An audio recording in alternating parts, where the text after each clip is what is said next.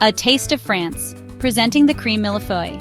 The crème millefeuille, also known as Napoleon, is a classic French pastry.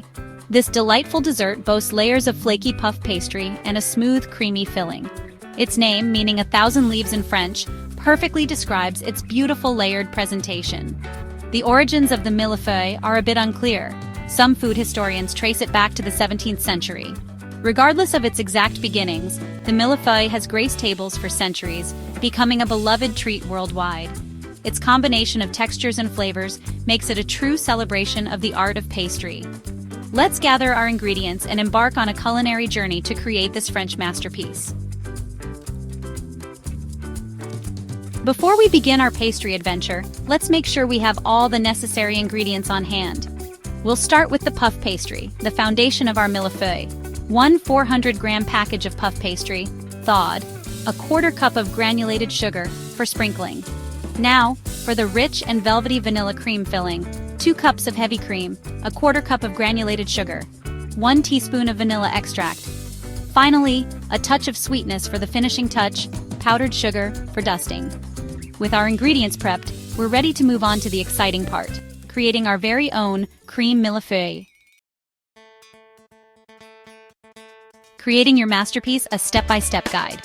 First, preheat your oven to 200 degrees Celsius, 400 degrees Fahrenheit. Line a baking sheet with parchment paper. This will prevent sticking. Unroll the puff pastry onto a lightly floured surface.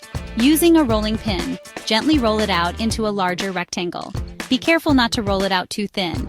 With a sharp knife, carefully cut the puff pastry into 3 equal rectangles. Prick the surface of each rectangle with a fork. This will prevent excessive puffing. Sprinkle each puff pastry rectangle with granulated sugar.